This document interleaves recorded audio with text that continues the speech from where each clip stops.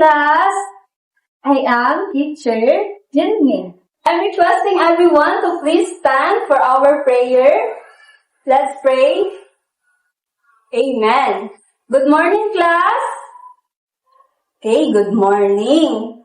So, before you take your seats, please paki-arrange ang inyong mga upuan at pulutin ang mga papel na nakakalat. At ngayon, I will check your attendance. Kapag tinawag ko ang inyong pangalan, say present. May, Jenny Rose. Very good. At walang umabsent ngayon. So, bago tayo magsimula sa ating bagong lesson, let us recall our lesson yesterday. So, what our topic yesterday? Yes, correct. Our topic yesterday is all about action words. Ready na ba kayong matuto? Okay, let's begin our lesson with a game. So, familiar ba kayo sa larong Bring Me? Okay, very good. So, magkakaroon tayo ng game ngayon at ito ay tinatawag na Bring Me. Nag-enjoy ba kayo sa ating laro kanina? Yes, very good. Ngayon, magkakaroon ulit tayo ng activity. Pero bago yan, maipapakita muna si teacher ng isang picture. Yan. Nakikita niyo ba? Okay. Ngayon, may babasahin akong short story na tungkol kay Jaja. Handa na ba kayo makinig? Okay, very good. So, mag-start na ako. So, there is a girl named Jaja. So, ito si Jaja. She has a lot of things inside her room.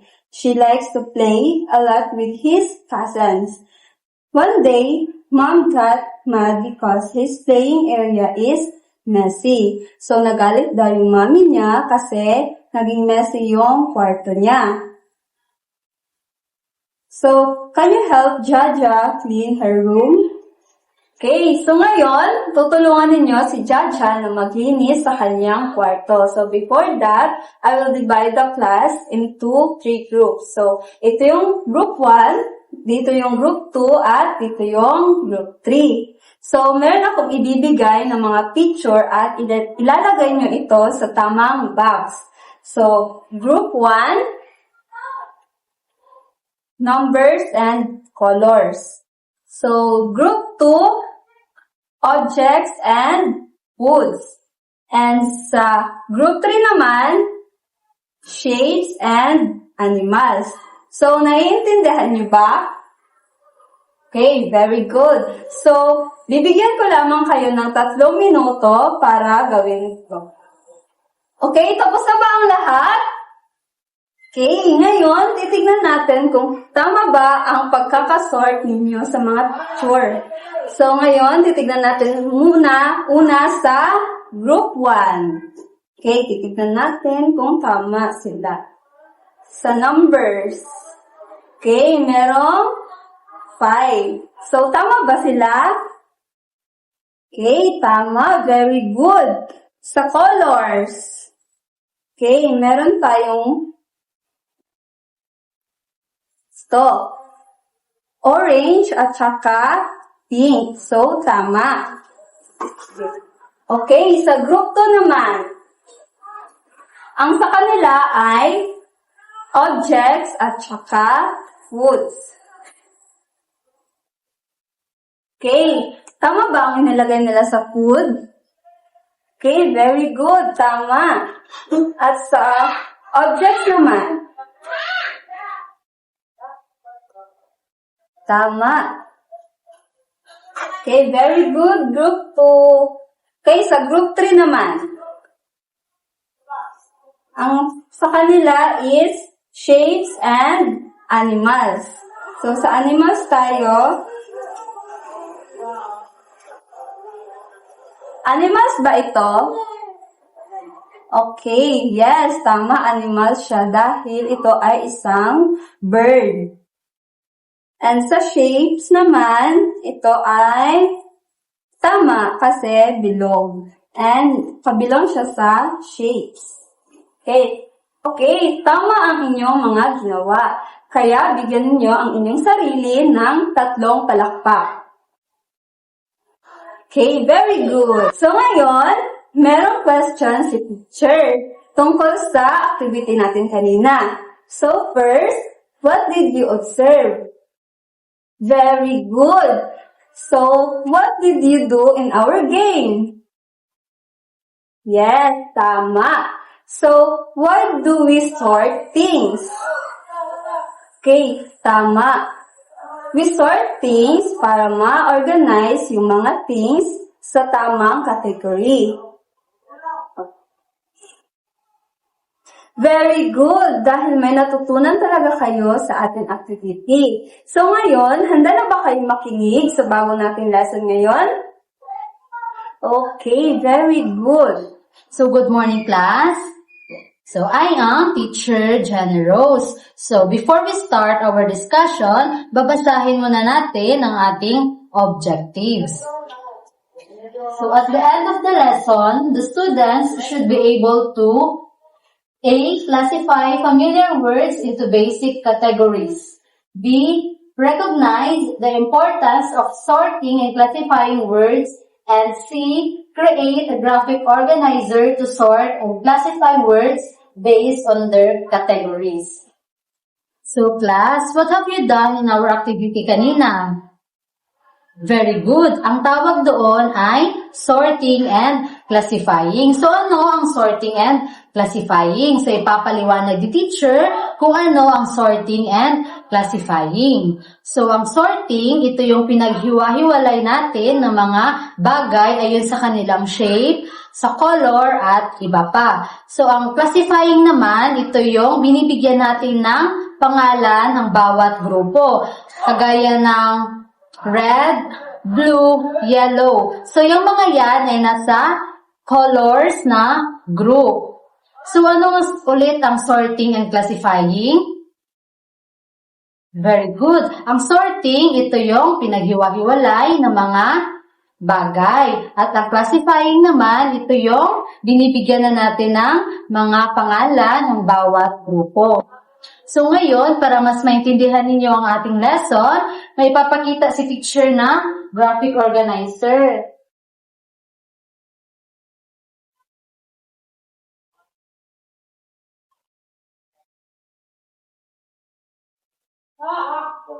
So ang gagawin ninyo, pag tinawag ang inyong pangalan, pumunta kayo dito sa harap at magkuha ng isang word at didikit sa kanilang mga categories. Andito ang object, food, animals, color, shapes, and numbers. Intindihan ba? So, ayan. Sisimulan mo na ni teacher at ang susunod naman ay kayo.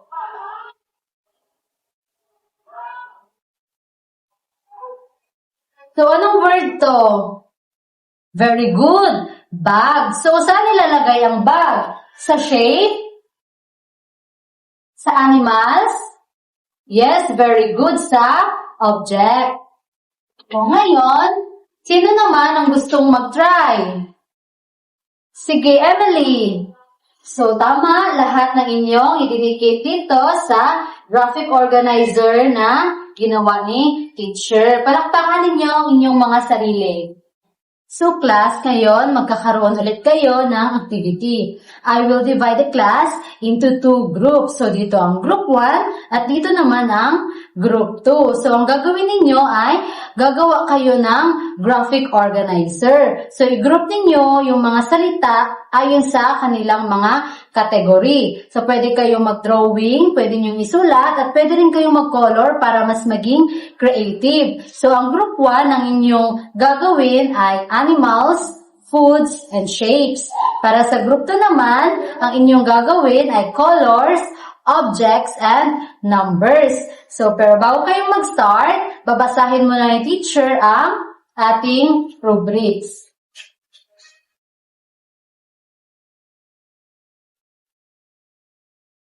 So, content, 40%, creativity, 40%, and timeliness, 20%, total of 100%. So, I will give you 5 minutes para tapusin ang inyong graphic organizer. Sa naintindihan? Okay, pwede na kayong magsimula. Tapos na ba ang lahat? So, ayan. Ipapasa rin ninyo sa harap ang inyong mga papel at babasahin ni teacher kung tama ba talaga ang inyong mga ginawa. So, babasahin ni teacher una ang ginawa ng group 1. So, sa kanilang animals, ang sinulat nila ay dog, cat, horse, snake, and carabao. Tama ba ang mga ito na nilagay nila sa animals? Correct, tama. Sa foods naman, ang kanilang nilagay ay burger, pizza, cake, rice, and candy. So, tama din ang kanilang sinulat. So, sa shapes naman, nag-drawing sila ng heart, circle, triangle, rectangle, and oblong. So, ayan, lahat ng sinulat ng group 1 ay tama. So, bigyan natin sila ng 5 palakpak.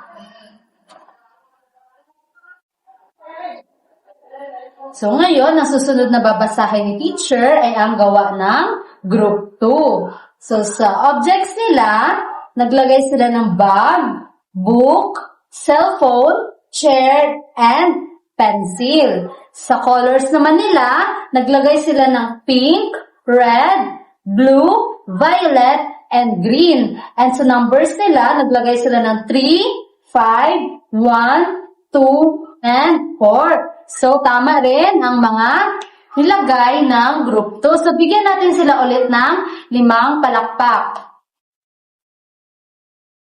So, class, tapos na ang ating discussion. So, ngayon, magkakaroon na tayo ng review. So, ano ang natutunan ninyo ngayon? Tama. Bakit mahalaga ang sorting and classifying? Tama. Dahil kapag marunong tayong mag-group ng mga bagay, mas madali tayong mag-ayos sa bahay, sa school, at kahit sa paglilinis. So, can you give me an examples of animals? Yes, dog. How about foods? Very good, burger. How about objects? Correct, pencil. How about the shapes? Correct, heart. And how about numbers? Very good. 10. So, ngayon, magkakaroon kayo ng individual quiz para malaman ni teacher kung talagang may natutunan ang bawat isa. So, ang gagawin ninyo, isusulat nyo dito sa worksheet na ibibigay ni teacher ang inyong mga sagot. Naintindihan? Sige. Ayan, tapos na ba ang lahat? Sige, pakipasa ang inyong mga papel sa harap. So, ayan. Excited na ba kayo umuwi? Sige, bago kayo umuwi, bibigyan ko muna kayo ng assignment.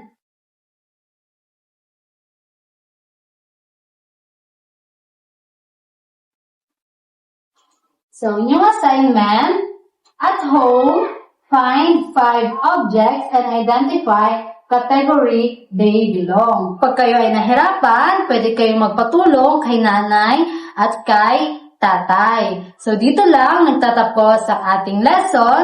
So, goodbye class!